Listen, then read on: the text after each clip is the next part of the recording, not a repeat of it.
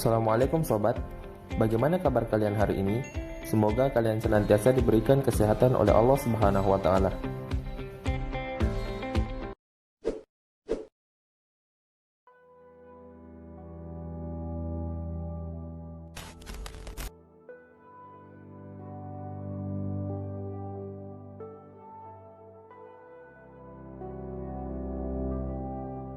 Pada episode sebelumnya, kita telah membahas bagian awal dari skenario Perang Dunia Ketiga yang disusun oleh para elit-elit global dengan menciptakan perang, terorisme, krisis ekonomi, dan space program hoax yang memang harus dibuat terus-menerus demi mencapai tujuan mereka. Lantas, bagaimana cara mereka menyulut api Perang Dunia Ketiga? Mari simak selengkapnya.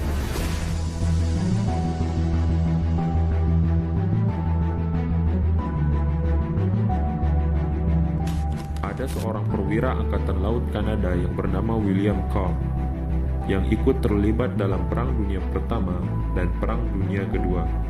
Artinya, perwira ini sudah mengikuti 2 edisi Perang Dunia sebelumnya. Selain itu, Carr juga dikenal sebagai seorang penulis yang banyak membongkar rahasia Illuminati, sekte penyembah iblis Lucifer yang didirikan oleh Rothschild, yang bertujuan untuk membuat kekacauan dan perang, meruntuhkan moral, akhlak, iman setiap umat manusia, serta negara-negara di dunia untuk membentuk The New World Order, tatanan dunia baru di bawah kekuasaan iblis Lucifer, yakni Al-Masih Dajjal. Sebagai seorang perwira yang terlibat dalam 2 edisi Perang Dunia sebelumnya, Carr melihat bahwa PBB yang dibentuk setelah Perang Dunia Kedua adalah bagian master plan dari Illuminati. Dalam bukunya yang berjudul Satan Prince of This World, Carr bahkan menulis bahwa Illuminati telah merancang 3 perang dunia sejak tahun 1871, atau hampir 150 tahun yang lalu. Carr mengungkapkan bahwa rancangan 3 kali perang dunia itu disampaikan oleh pentolan Illuminati bernama Albert Pike lewat surat yang disampaikan pada pentolan Illuminati lainnya, yakni Giuseppe Mazzini, pemimpin revolusi Italia dan pendiri komplotan mafia yang juga didanai oleh Rothschild. Pike menulis bahwa Perang Dunia Pertama adalah untuk menjatuhkan kekaisaran Rusia yang dipimpin oleh Tsar untuk digantikan dengan rezim komunis yang didirikan oleh Illuminati. Skenario ini kemudian berjalan mulus seperti yang terjadi setelah Perang Dunia Pertama. Apa yang kemudian terjadi? Tsar dan keluarganya disingkirkan kemudian dibantai oleh rezim komunis, yang kemudian melahirkan negara komunis Uni Soviet yang awalnya menjadi sekutu Amerika.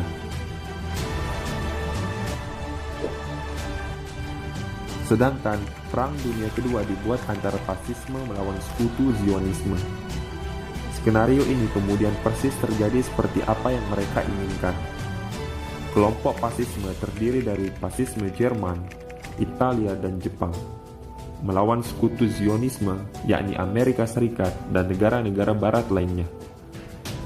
Skenario mereka adalah fasisme runtuh, Zionisme berkembang, dan itu terbukti ditandai dengan lahirnya si baby boy, yakni negara Israel, yang didirikan oleh sekutu Zionis dan disahkan oleh PBB pada tahun 1947-1948. Padahal ini sudah dirancang hampir 100 tahun sebelumnya. Sementara untuk Perang Dunia Ketiga dirancang antara sekutu Zionisme Barat melawan Islam.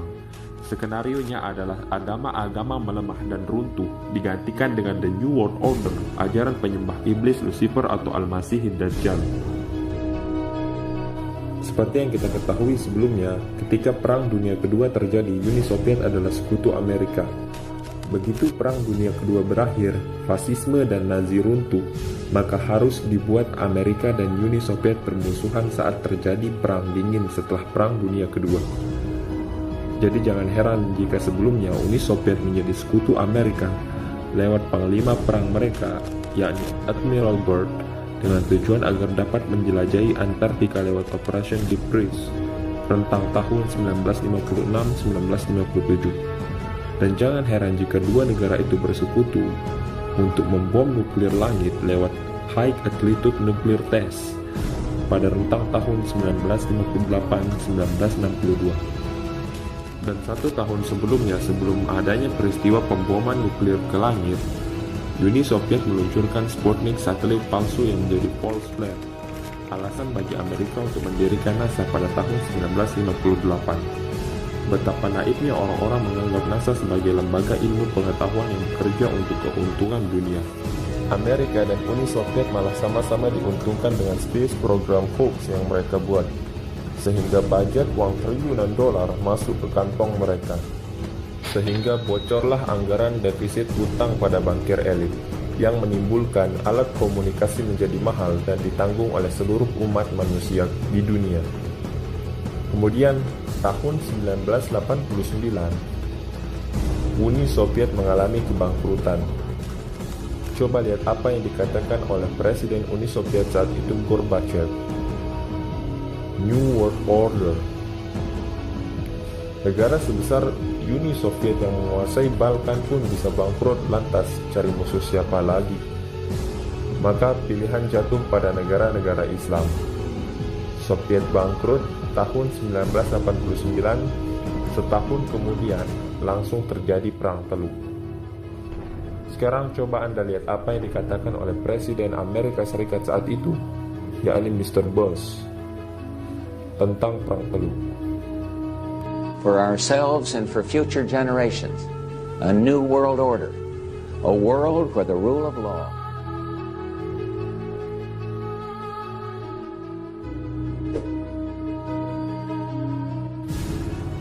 Sejak terpecahnya Uni Soviet tahun 1989, disusul dengan Perang Teluk tahun 1990, kita sudah bisa membaca bahwa musuh selanjutnya setelah komunis runtuh adalah Islam, dengan mengadu domba umat beragama. Ini adalah Aaron Russo, seorang politisi Amerika. Di sebelah kirinya adalah Nick Rockefeller, dari dinasti Rockefeller, salah satu pentolan elit global. Mereka berkenalan kemudian menjadi sahabat dalam beberapa waktu.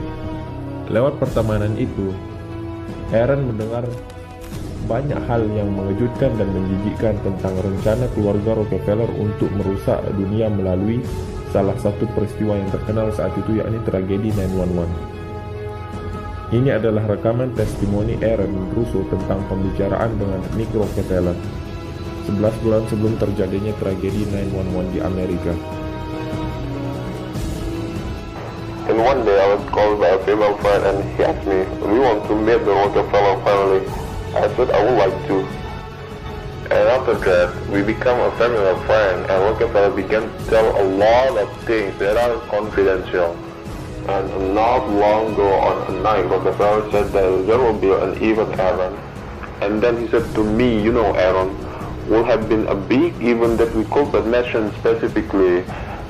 And after that event, we will go to Afghanistan to put up the oil pipeline in Caspia. Afterwards, we will go to Iraq, take the oil fields, and build military bases in the Middle East. And we made plan to make it us if American soldiers will go to caves looking for enemies that they would never find." And you know what? In every country we create terrorism issues, like if they are busy war against terrorists, that actually no enemy. For us, the war will continue to happen and mankind will never prepare in the war. We create because by this we can face the rights of the people's independence in every country. So how can you convince people that this war on terror is real? We could use mass media to convince people with lies over and over again, then people will believe. Setelah itu, Aaron Russo menghentikan pertemanannya dengan Nick Rockefeller.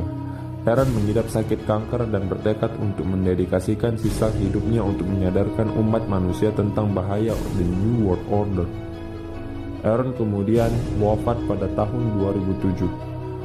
Dan ini adalah rekaman terakhir dari Aaron Russo berisi pesan pada umat manusia sebelum wafat pada tahun 2007.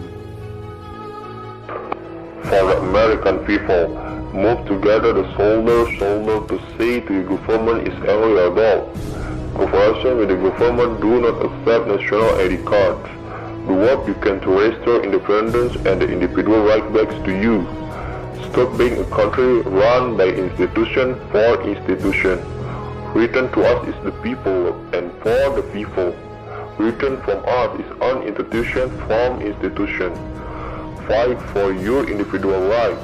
Fight for the financial that exists in each and all of our souls. Itulah pesan terakhir dari mantan politisi Amerika yakni Aaron Russo.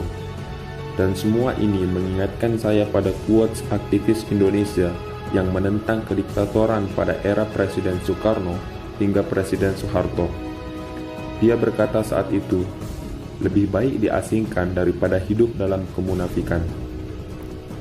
Pesan saya pada kalian semua, tidak masalah hidup dalam lingkaran kemunafikan, asalkan kalian berani menjadi oposisi yang dapat merevolusi lingkaran kemunafikan itu menjadi lingkaran kebaikan dan kebahagiaan bagi umat manusia.